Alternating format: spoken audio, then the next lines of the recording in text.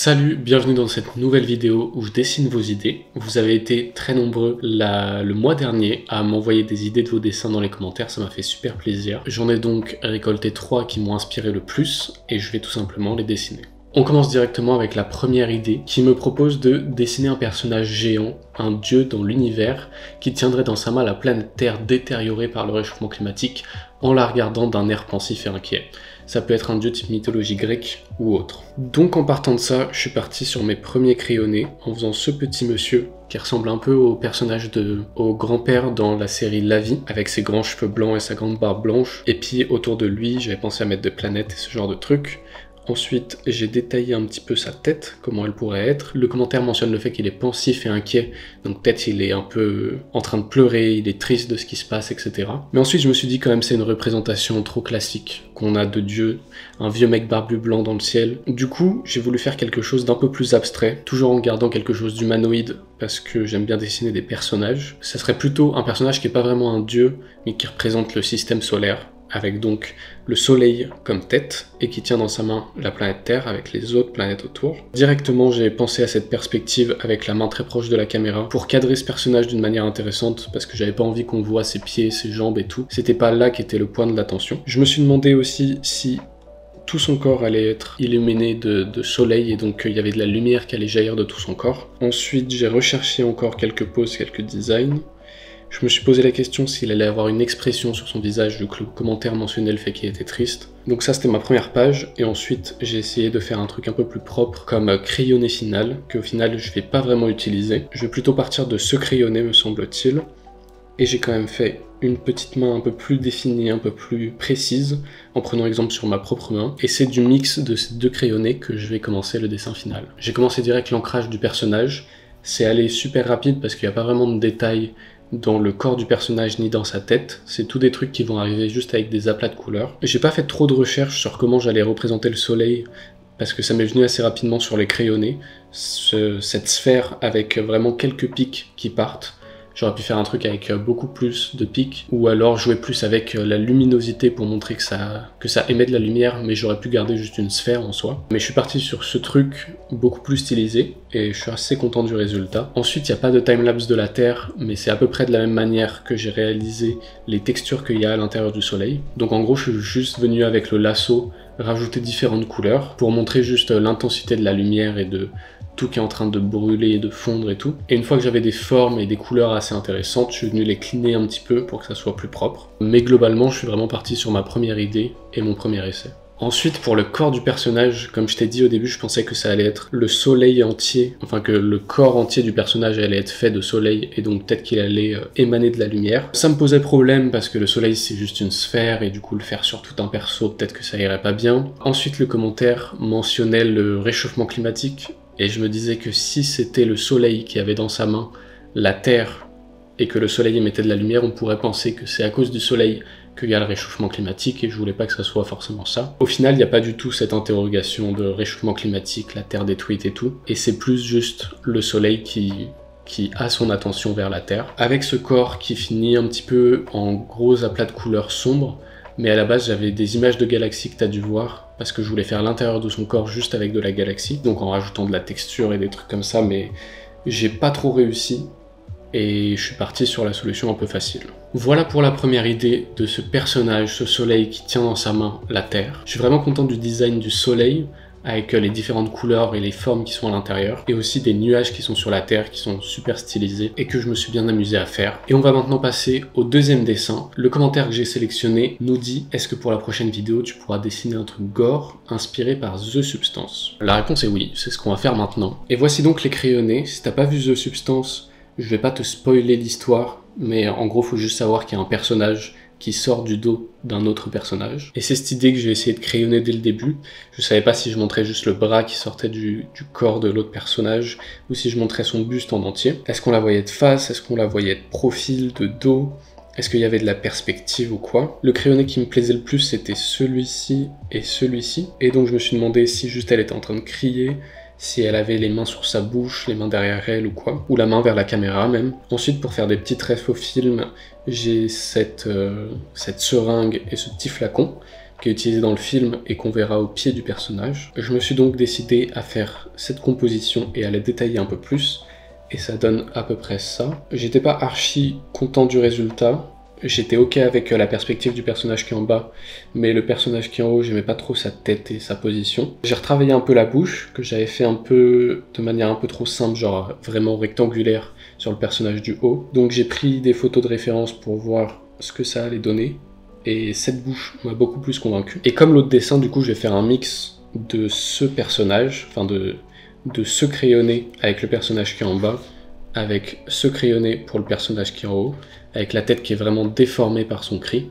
Et là, je suis passé en digital pour rassembler les deux crayonnés, redéfinir un petit peu la pose de mes deux personnages et ancrer tout ça. J'ai décidé de faire les cheveux des deux personnages qui sont plus ou moins la même personne, totalement en aplat de noir, et ensuite juste faire des reflets de couleurs pour montrer un petit peu le volume qu'ils auront. Et le dessin marchait super bien en noir et blanc, donc je l'ai gardé comme ça le plus longtemps, juste pour travailler les valeurs et pour que ça fonctionne bien visuellement, avant de rajouter des couleurs. Globalement, je savais que les couleurs, ça allait être de la couleur de la chair et de la couleur bleue pour le sol, et je me suis amusé à rajouter bien sûr des éclats de sang, des trucs comme ça, pour rendre le côté gore un petit peu plus présent.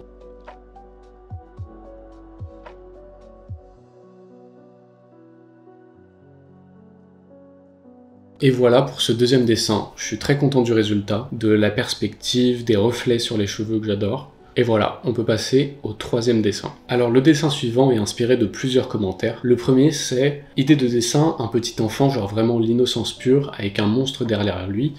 L'enfant ne serait pas apeuré, juste normal, comme s'il savait très bien que le monstre est derrière lui et qu'il n'en a pas peur, ou même que c'est son ami. Sur base de ça, j'ai fait ce petit crayonné assez rapide, mais j'avais pas forcément d'inspiration ou de trucs intéressants à dire avec ce dessin. En fait, je savais pas quelle personnalité donner au monstre, et ensuite il y avait un commentaire qui proposait juste un monstre qui a peur de son ombre, et du coup ça m'a inspiré genre un monstre un peu peureux, qui est un peu en mode derrière le personnage principal. En fait, il a plus peur ou il est plus timide et l'enfant en fait est tranquille devant lui. Avec ce dessin m'est venue l'idée qu'en fait c'est le monstre sous le lit, classique, une peur d'enfant, mais du coup de représenter le lit par-dessus la tête du monstre, comme s'il avait soulevé le lit et qu'en fait il se baladait avec. Je me suis posé la question du coup, est-ce qu'en fait il serait pas composé du lit, genre des bouts de bois, des bouts d'oreiller, des trucs comme ça qui formeraient le monstre? Mais c'était peut-être un peu trop compliqué à faire, donc j'ai lâché l'idée. Et ensuite j'ai fait des petites perspectives avec le monstre qui est sous le lit, mais l'enfant qui est sur le lit, au lieu qu'il soit devant lui comme le premier commentaire le suggérait. Et du coup là il y a le petit qui est sur le lit, qu'en fait qui a pas trop peur de lui, et c'est le monstre qui est en dessous, qui se cache et qui est un peu timide. Et ensuite j'ai fait ce crayonné, que j'ai trouvé super mignon, donc le personnage qui met une grosse lampe de poche sur le monstre, et le monstre qui vraiment s'en protège mais de manière très gentille parce qu'il est timide. Je trouvais que c'était une bonne dynamique entre les deux personnages. Du coup je suis venu crayonner un peu plus en détail tout ça, donc en faisant le lit, une petite armoire derrière lui, un petit meuble avec une lampe. Le design du monstre était pas forcément précis, je savais que ça allait être un gros blob avec des mains pour montrer qu'il est pas très sûr de lui, mais je savais pas s'il avait des pieds par exemple, et je savais pas non plus dans quelle position il était. Il y a des trucs vraiment drôles que j'aurais pu faire, mais au final je suis parti sur cette idée pour le dessin en digital. Et là en fait, vu qu'il y avait beaucoup d'objets, j'ai posé une grille de perspective assez solide, qui était quand même un peu déformée, un peu arrondie comme un fisheye, mais cette perspective m'a été super utile pour tracer tout le lit, les commodes et tout, enfin surtout le lit qui est dans cette même perspective, et après la commode derrière et l'armoire sont dans une perspective différente, mais ça me donnait quand même un guide général, et ensuite ça m'a été utile pour dessiner le monstre. Donc j'ai passé là le temps à faire tous les petits détails du lit avec les différentes planches, les petits détails de la commode avec les tiroirs, les détails des livres qui sont dans l'armoire. Par la suite, j'ai même ajouté des petits jouets que l'enfant pourrait avoir, donc des petits trucs en rapport avec Zelda, avec Star Wars, avec Monstres et compagnie.